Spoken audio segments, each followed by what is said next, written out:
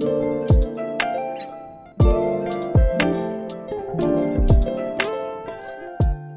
everyone, I'm so excited to be back for the return of Smile for the Camera, and I could not have thought of a better way to pop it off than to have a very special guest with me. Brianna, go ahead and say hey.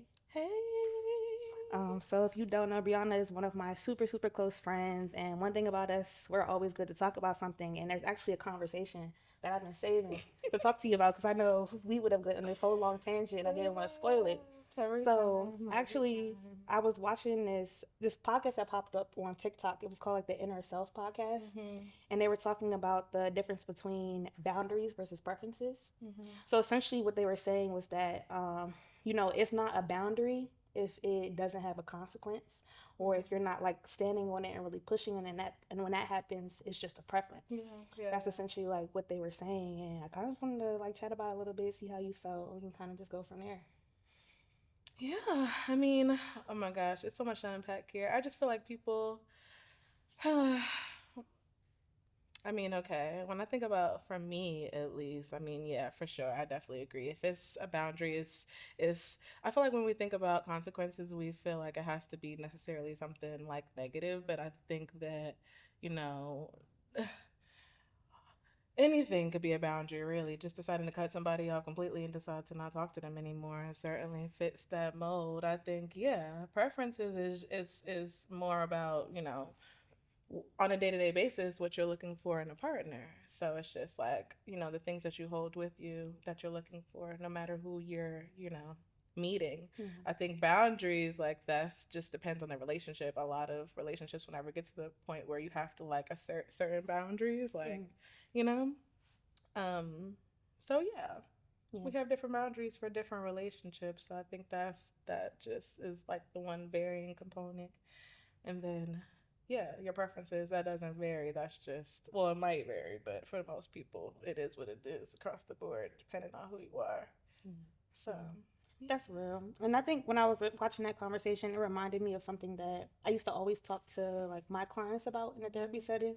I used to always tell them that a boundary is a decision, Mm-hmm. and you have to be okay with the decision that you make when Yeah. you uphold or set or say what your boundary is.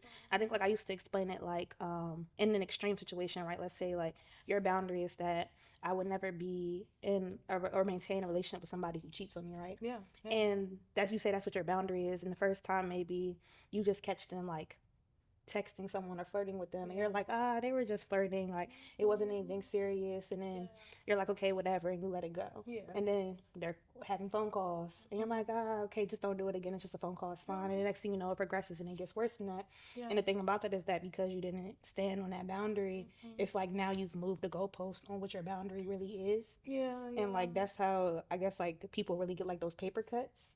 Yeah. Yeah. Yeah, but I feel like, those types of situations, it's important for that to happen. Like, it's important for you to like go through a situation where you say that you have a boundary and then someone oversteps the boundary, and then, you're like, okay, well, maybe I could deal with it. Not sure, and it's important for you to feel the consequences of it, like when the person does it again. Like, that way, when that situation is over, whoever you meet with next, you can say, you have something to think back to, like, okay, I know what it was like when I set this boundary and I didn't follow through with it to the T. Mm. Now I could make, a more informed decision and say, yeah, I'm not dealing with that.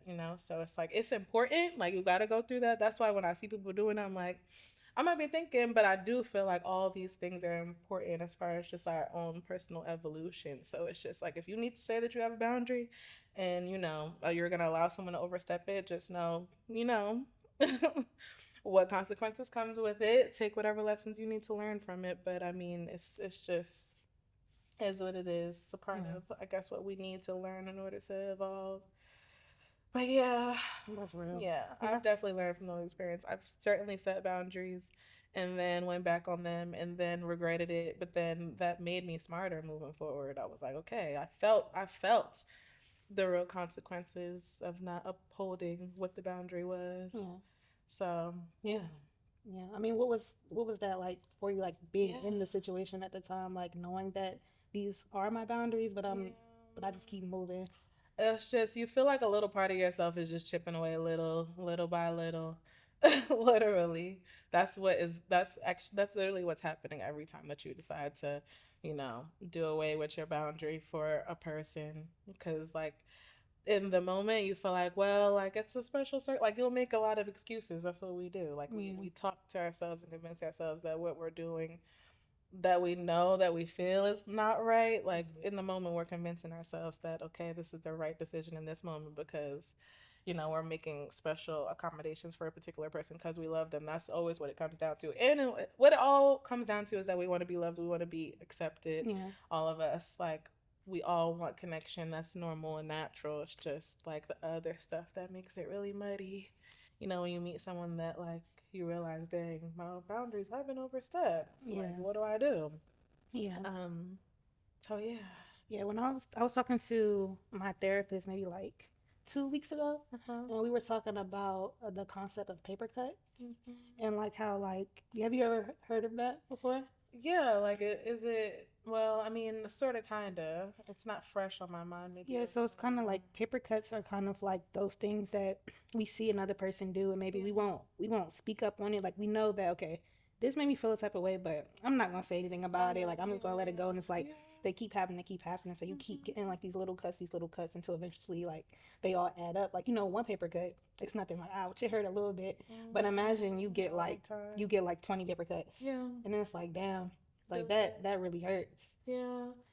Yeah, no, I feel that. I think it's just important for us to pay attention to the very first paper cut, and take note of it. That's why I was just talking to one of my good friends about this, and it's like when people end up in relationships that, have they've been long and drawn out now at this point, like maybe you've been together for 1 year, 2 years, maybe you're married and you have children, and like, a lot of times what ends those relationships is things that were, happening from the very beginning that we chose to ignore, and, expecting people to change.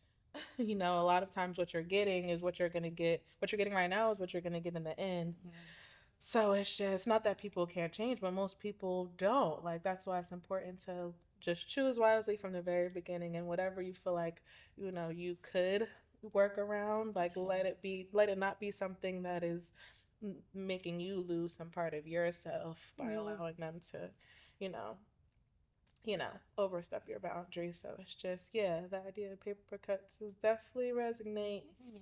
I think that was like a good point that you said about how Definitely. like people can change. That doesn't mean that they will change. And I think like even myself, like personally, what I've like seen myself like do sometimes is that when I can see the potential that somebody has or like the change they can make, like I'll try to like help them on this journey of change. Like, oh, okay, like maybe right now you're not the best like communicator, but we can work on that. Like doesn't mean you're gonna always be a bad communicator. Like let's like work together to figure out what that looks like.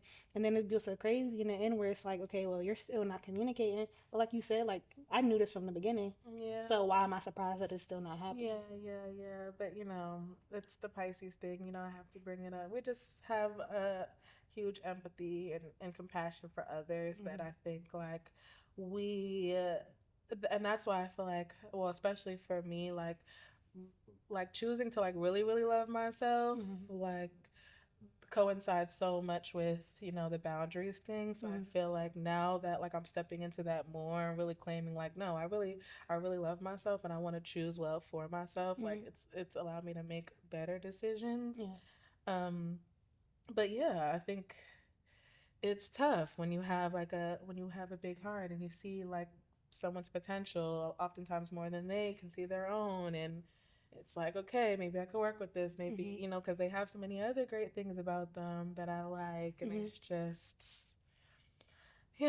again, that's all important for our own evolution too, because we need to see the things that, like, we love in a person, Yeah. so that for the next person, we can sort of look for those same personality traits Mm-hmm. minus some of the other things that we didn't like. It's Mm-hmm. just literally experiencing so you can know what to find or search for the next time. Mm-hmm. So, yeah, Yeah. yeah. Yeah. That's crazy. I was just, every now and again I have to like rewatch some of my favorite shows, like my comfort shows. And so, because I mean, just don't be nothing good to watch sometimes. So, Yeah. I was rewatching Survival of the Thickest on Netflix the other day. Did you see that? I watched Survival of the You should Biggest. watch it. It gives me the same type of feels that like Insecure Okay, does. I do. I love It's like, yeah, Insecure. it's definitely like Insecure, Sex in the City type Yeah, vibe. But yeah. Survival of the Thickest, I really don't want to spoil it if like nobody has seen it. But like essentially, in like the very last episode of it, the woman who's the main character, she was talking to her ex boyfriend. They were potentially like in a position where they might get back together, and she was talking about how like you know there's so many good things like between the two of them, so much good, but they're missing the thing that makes them like soulmates. Yeah. And I thought like that was just like really real. Like I think like sometimes we let that good outweigh the bad that we see because we're like, okay, but look at all of these things. And I'm like me personally, like I'm like, okay, well, what if I can't get this somewhere else, right? And Yeah. it's just like, but dang, like, But the thing is, you can. Like, I was watching a TikTok where they saying there's always a better. There's always someone better. Like, that's just what it comes down to. There yeah, really is. Not in the sense of like this person is like actually better than them. Just like in the sense of like if there is something that is missing from someone, yeah, like the fact that we can imagine that like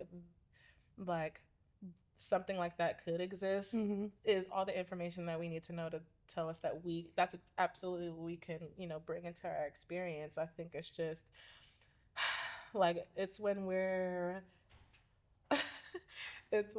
like okay, it's when we're feeling, I don't know, like stuck. This I feel like in my mind these are the things that keep us stuck in relationships for a long time. This idea of like, well, what if I can't find it in another Mm-hmm. person? Like that fear is like it's not a rational fear. It's not a real fear. It's like it's a created fear. Mm-hmm. So just getting past that and I always keep in my mind that like whatever I'm experiencing that I don't prefer, I can always bring someone else into my experience Mm-hmm. that doesn't give me that kind of heartache, and they Mm-hmm. do have so many of the other good qualities that I like from the past person. It's just always keeping that optimism. Yeah. That's when you're going to be able to create what you want. That's why back to the Pisces thing, the fact that we are delusional and we can imagine a lot of Yeah. things. Yeah. This is the reason why we get so much of what we get, like so many good things come into our experience. That's literally what this life is about, being able to think things up, think of the possibilities. Mm-hmm. Like, no, like, okay, I didn't like this, but like I'm sure that there's someone that can do that and then this, Mm-hmm. and then bring it to your experience. Like, we're masters of that. Yeah. So Yeah. keeping that faith alive is important for me, especially as I'm dating now. These days, people have a lot of negative things to say about dating in today's society, and I don't even listen to any of that stuff because I don't need it to like get ingrained into Yeah. my brain and then make me believe that. Because the second that I believe that, that's what I'm going to experience. Yeah. And I don't feel that way. Like I generally don't feel that way about dating right now at all. Like I feel very optimistic and positive about Mm-hmm. it actually. Um, like That's just from that my Pisces. experience, and it's showing in like the people that I'm meeting. Mm-hmm. So it's just I don't. It's yeah. Yeah, that's real. That reminded me of. I remember me and you were on the phone back in like February. We were having a conversation, and it was just like one thing that you said. Like out of the whole conversation, you were just like, "Well, why can't you have both?" And I think like, and that was just so real because like literally, why? Like I think it's always like this big like imperative thing of like, okay, well, I've had this, and then I've had somebody who couldn't do this, and then I had somebody who could do that thing, and they couldn't do the other. But like you were just like, why can't you have both? You were saying like, like you said to me, you was like, well, you exist and I exist, and we Literally, both have all of those things, so we can't be the only two people that exist in literally, this world that like that. have those things to offer as well. And that really Exactly. put it in a perspective for me. And I think like even with dating, like one thing, like I've been very committed to just like getting back to therapy. My therapist was like, okay, well, all of these things in mind, but like what do you know to be true right Yeah, now? yeah. Like, like you're telling me that, you feel this, you don't feel this, you don't like this, you feel this. So like maybe you Mhm. take all of those things into account, like what are you really saying? If somebody else was saying those things to you, what are you hearing? And I think like, yeah, Yeah, yeah, yeah, yeah, yeah. Your that's therapist really be making some good yeah, points. she be she be getting on me, I'm not She gonna do be lie. making some good points. So like But right these are literally things that we would say to our friends. I think it's just like following our like actually listening to other people's advice for mm, what we should do for our lives yeah. is harder than giving someone advice on what they should do with their life. So yeah, I just yeah, try to take it in and apply it. Yeah. Like the things I say, I really try to follow them when I like thinking now as an adult. I don't know. I've always been a person that gave good advice, but I'm like, I need to start following my own advice. Yeah. Like I'm telling my people to, stay firm in their boundaries, when it's okay to have preferences and you don't have to put up with that. There's other people that exist. Hmm.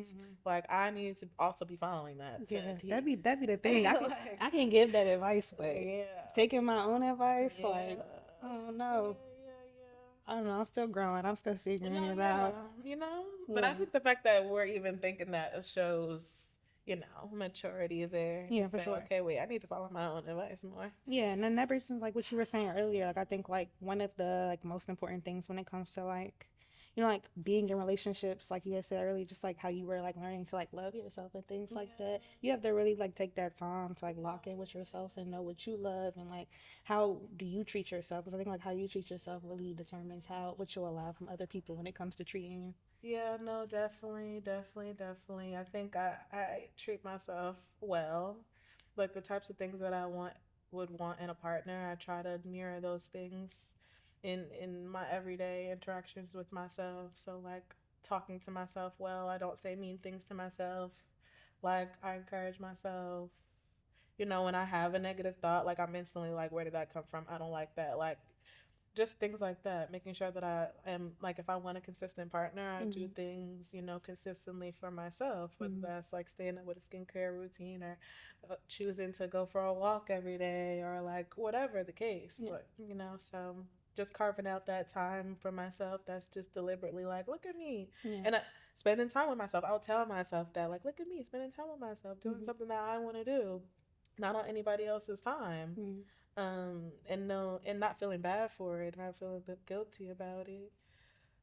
So yeah, I think that loving yourself is that's normally the definitely how much you love yourself will is a big indicator for the types of people, personalities, whatever that you'll bring into your experience for sure. Yeah. So, like, if I bring someone into my life and I'm like, okay, I don't like how this is going, like, Mm-hmm. I try to make it less about them and more about, okay, what about me invited this energy that I need, and what do I need to learn from so I don't have to deal with it Yeah. again? Yeah. So yeah, Yeah. It's hard though. it is hard. Being a human is hard. There's nothing easy about it, but I love it. I'm glad to get to do it. I Mm. wouldn't not want to be doing it. Yeah. Like literally, when things are going hard, that's what I tell myself. Like, well, what am I gonna do? Not go through it? Like, what? I'm not gonna be here? Like, that's not an option for me. So I just say, okay, like, what's the next step? Because I know I'm still gonna be here. So, and I intend on living a long life. So, yeah. Yeah. That's real. So I guess like with all of that, like you said, like it's a lot of bad things that people have to say about like love and being in relationships. And I think like it's because like they have bad experiences, and after that they don't know how to really like pick back up and move on from there. Like, what do you think? I guess has really been like that thing that you've really held on to that's allowed you to keep like going after and tackling love. It's just the idea that it, it's it's the science behind it. Honestly, like once I realize if so one of my favorite books of all time, the book that like really changed my life and changed my perspective around just like manifesting in general. It's a book called Asking It Is Given Mm-hmm. by Esther and Jerry Hicks. I Okay. read it back in 2021. And it changed my life forever after that. I've always been a very optimistic person when it came to love. Like, I've always been a lover girl. I feel Mm-hmm. like that book in particular allowed me to realize that I can really have whatever I want to have. I don't have to limit myself. I think that when we're from the time that we're born, we see life is limitless, and then the more that we experience people, bad situations, bad experiences, like our ability to see outside of us, our square or our circle, becomes smaller and smaller. So it's our job as we become adults to break free of whatever those opinions or whatever are. A lot of the Yeah. things that we feel and think about ourselves are not even things that like we generally feel about ourselves. These are like just ideas that people imprinted on us from childhood. Mm-hmm. So anyway, that book taught me so much. Um, I don't even know, what were we saying? Okay, so back to the point, it allows me to stay optimistic when I think back to some of the things that I learned in the book and Mm-hmm. thinking about just energy wise. If I really want, if I really think that what I want is possible, Mm-hmm. it's my job to stay positive about it, because there's no way that it's going to be able to come to me unless I am positive about it. I can't be negative about it and say dating is horrible and look at all the people that I know that's going through A, B, C, and D, and people are cheating everywhere, and still expect for me to find, like my one true love. It's Mm-hmm. just it's no way that you're going to be able to allow that into your experience if that's how you feel genuinely. Right. So the the the science behind, um what is it? I forget what you call it. It's like the something about attraction, like the law of Of attraction. attraction. Mm-hmm. They talk about that a lot in the book. But Mm-hmm. yeah, I mean, you can't have whatever you're not a vibrational match to. So like Mm-hmm. when I think about that, just the science behind it, it allows me to always stay optimistic, Mm-hmm. because even when I do feel something negative about it, I literally say to myself, this negative thought is not going to allow, it's not going to allow the thing that I want to happen to happen. So I Right. have to stay positive if I want it to happen. It's just no other way that it's going to be able to happen for me. Right. It's just a must for me. It's not a, it's, so because I see it as it's a must, like something that I must do, it is natural, Mm-hmm. if that makes sense. Yeah. So, Yeah, for yeah. sure. I mean, yeah, and then like in that going after what you want, like I know like we started this talking about like just like our boundaries versus our preferences. Like Mm-hmm. how have you at least like been committed to making sure you're standing firm on those boundaries as you Yeah. move forward in love? The first thing I see that I say, I don't like that, I'm just gonna let them go. That's real. Like, I mean, if I know that I like a man that like opens the door for me, Mm-hmm. and I'm on a date with someone and I see that that's not natural for them, I'm not gonna stress myself out by feeling like I need to teach them that holding the door for a woman is the right thing to do. So I'm just gonna cut them off Mm-hmm. and say, that's it, and move on. I mean, like it's spending less time trying to teach people how to love me and just meet people, Mm-hmm. where they are.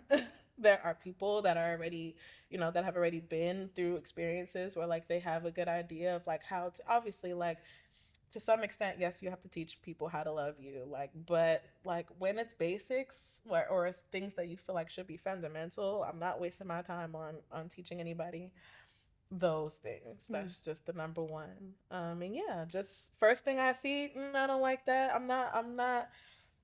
I'm always in my head trying to think and process things, and I'm not even a head focused person. I'm always a heart driven person, and I just feel like for that reason, to keep myself out of my head and Mm-hmm. being the thinker and processing all the time, just see what's happening in real time. Okay, I didn't like that, and just choosing to leave it alone is always the best bet for me. Yeah. Always. Yeah, that definitely takes a lot of Yeah. willpower to be like, all right, I don't like that. Let me get out of there. Yeah, But you yeah, definitely you had yeah. to develop that. Or you always No, yeah. definitely. Like it was just literally from going through it and being like, okay, what is the common denominator here between all these people is that I saw something from the beginning that I didn't like and I Yeah. chose to ignore it. Mhm.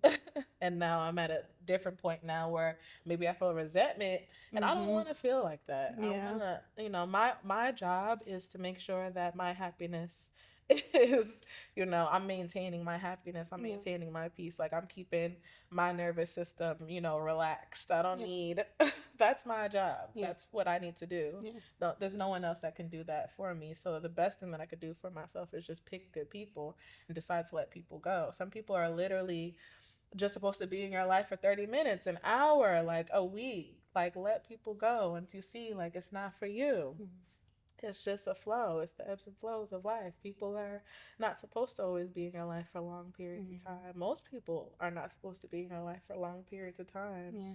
So just allowing people to come and go. Yeah. So I think of when I let someone go, I'm happy because I think, okay, now that allows me to make room now for someone that could potentially stay for longer. Mm-hmm. So I just try to keep that in mind and just make an educated decision that way. That's real. Yeah. Well, I think then just like before we wrap, Mm-hmm. I'm wondering if you have like any just like last piece of advice that you feel like if somebody who were like moving through like these boundaries and standing on them and like getting out of positions that they might not always be the happiest and like what would you like leave for them?